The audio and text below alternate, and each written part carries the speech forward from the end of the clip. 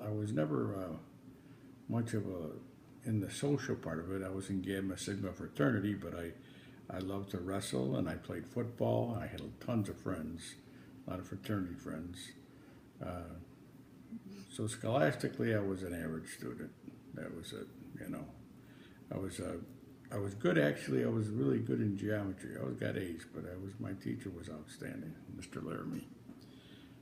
So What do you remember the most about your teenage years?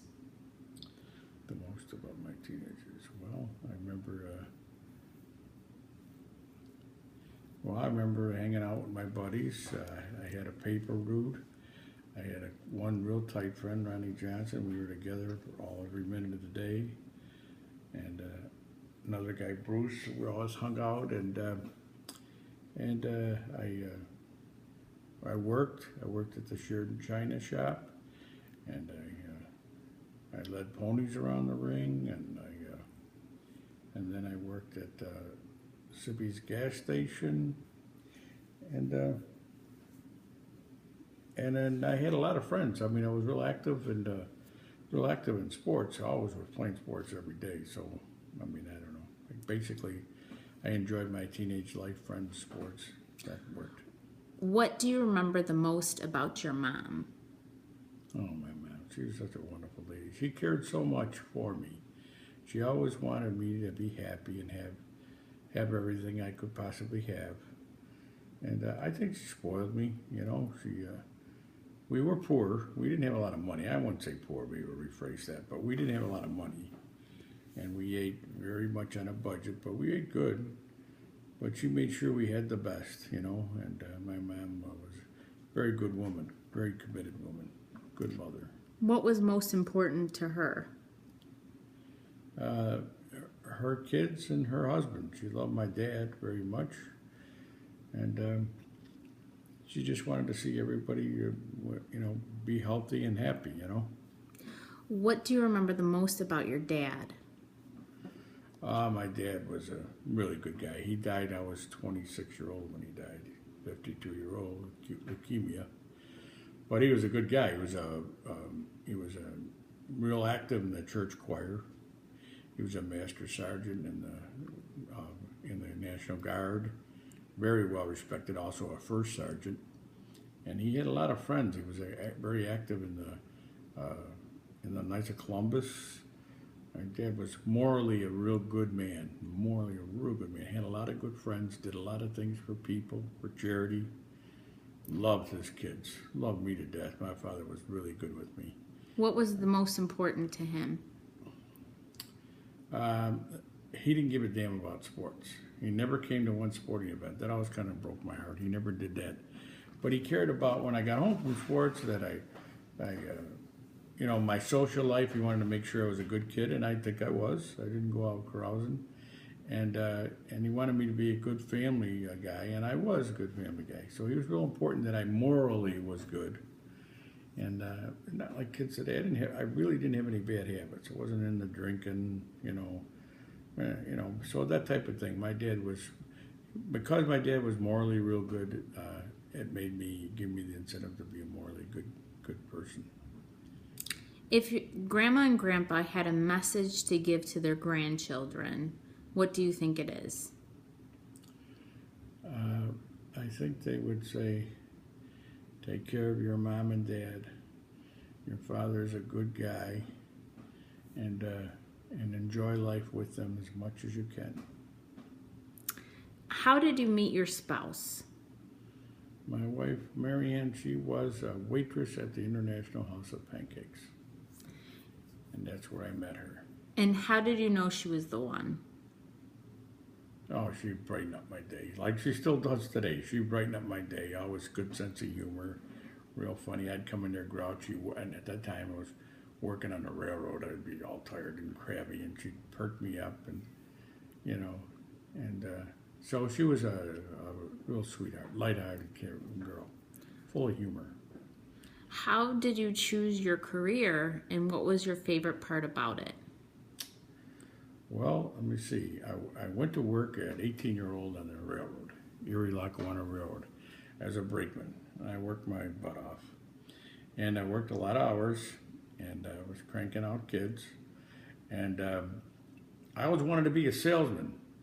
So when I was working with the railroad, there was an ad in the paper by Colonial Ford looking for salesmen. So I went there for an interview, and Don Dickerson, who was the owner, he interviewed me, and he said that I had the railroad and that I'd never make it as a salesman. So I was real dejected, and then Squire Ford had an interview. Was being held at, they owned a couple dealerships at Cottrell Ford. And a fellow by the name of Don Kane, which is Patrick Kane, the hockey player's grandpa, he was a politician in Buffalo. He was doing the hiring for Cottrell Ford. And he interviewed me, and he thought I would be awesome. And he told Ed Cottrell. And they hired me at Squire Ford, their store, Squire Ford. And I started as a salesman and worked myself up the ladder. What made you so successful at work? Well, I was always at the art of being myself with the customers.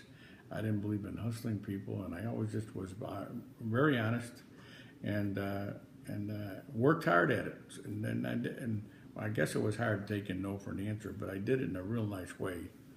And I prospected a lot. If I didn't sell a person a car, I really prospected with them. And I used to make out a 3x5 card with their name, address, and phone number. And I put on highlights about him, how tall he was, how he looked. And back then we didn't have the technology to take a picture and stuff. But so I would do that. And Mary Ann would have a prospect file. I'd bring that stuff from their prospect file. And all my little anchor biters, they used to have a bunch of them, and they used to send postcards to them all the time, reminding me that they were in and such, and they'd try to set up an appointment. So, I mean, as years went by, the prospecting system got so very, very thorough that as I left for work, I didn't know what the heck. I left for work, even though I'm a salesman, I never took ups off the floor anymore after a while. It was just always appointments. And Mom would tell me, you got an appointment with Mrs. Schultz today at 1:30, and don't forget you want to look at the new Granada and all that kind of stuff. And I kind of knew what I was going. And when the customers came, they knew my wife, Mary Ann, from just the phone. I mean, like, your wife said you do this and you do that. And of course, that always was an icebreaker for me. So it was really nice. So that's part of the reason my success is. And the other part was I really worked hard and I really wanted to learn. And I had some good instructors. Eddie Dorf was an excellent motivator and teacher. What do you believe about yourself that helped you become successful and to deal with hard times? I believe in myself that, I always believe that I can always succeed. Just to work real hard. I used to say to my salesman when I was a manager, make pretend that the dealership was closed, out of business, not out of business, but really hurting. They had a big fire and they're out of business. And you had to sell cars out of your home because there's no place to go. What would you do different to get people, to sell them a car, to make friends? What would you do from your house? And that's the kind of way I approach my business. I always was looking to do business and not depend on the building that I was really headquartered in. Because I always felt that, being a salesman, you're totally in business for yourself. I don't care if you work for a dealer. It's your own business. You make 10 cents or you make 10,000. It's really up to you. So I believed in myself, and I believed in always being positive and staying positive. My son Joe, he followed in my footsteps, and he sells cars, and he's very successful. And one thing I always told Joe is that... Isn't about Joe. I know, but okay. What? Next question. What times in your life truly tested you, and what did you learn about how to deal with those times? What do you mean? Like, what do you think got you through your hard times? Well, first of all, I think my wife, she always picked me up, rubbed my belly, made me feel good, always made me feel confident when I was down. I tried not to show I was down, but she always knew I was down. So having a power of positive thinking was a big thing, motivating myself all the time, and that was important to me. So through tough times, I try to self-motivate myself. So What three events most shaped your life? for anything, Just 3 events that shaped your life. 3 events. Wow, that's a hard one. Well, of course, marriage. That's one, and having my children was my wonderful family was 2. Couldn't ask for better than that, and I think I loved the other thing is my profession. I think those 3 things and having outstanding friends shaped my life. I love my community. Okay, that was 4 or 5. Okay. So, what do you remember about each of us being born? There's 9. We can't go through all of them. No. We'll skip it. Yeah, it was always a blessing having the kids. I never watched anyone be born, by the way. Mom always asked me, "You want to come in?" You never watched one of your children be born? No, I never went in and watched. I just thought it would be. I didn't want to see it, so I didn't go. But today it's more in than then. And then days, if you went in, you just were there. It wasn't now like scientific and covered good and all that stuff. No. Okay.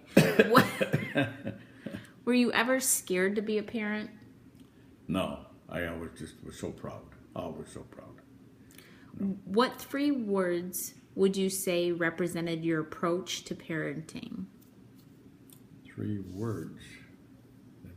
My approach to parenting. And that's a hard question to answer. Or you can answer. You don't have to give 3 words. You can just answer the question. What made my? What were you? Would you say was your? I wanted to be a dad. Yeah, but what was your approach? Like, what do you pride your parenting skill that you did with your kids? Well, I probably wasn't the best at dad, but I wanted them to all be morally good. It seemed to be on their butts to behave. Because it's tough being a parent, especially a lot of little ankle biters running around are always in trouble. So it's tough to not be a tiger all the time, So I always tried to do the best I could, and I'd take them aside and talk to them. And I hope I wasn't too tough, but at times I think I might have been. But my kids, I really had no trouble. Some of them were like troublemakers, but I didn't really. I was really proud of what I'd done, So. When you think about your brother John, how do you describe him? Well, John, he's my buddy. He's my brother, my best friend. How about your sister Sue? And he's leaving me, huh? No. What? And how about your sister Sue? My sister Sue, unfortunately, I love her. She's my sister, of course, but I haven't seen her in 10 years, maybe more, and maybe briefly then. But how would you describe her? She's a wonderful mother and a wonderful wife to Jim, and a wonderful grandmother. She's very, very good lady. She's the same mold that my mom and dad gave her. She was a nurse, very caregiving.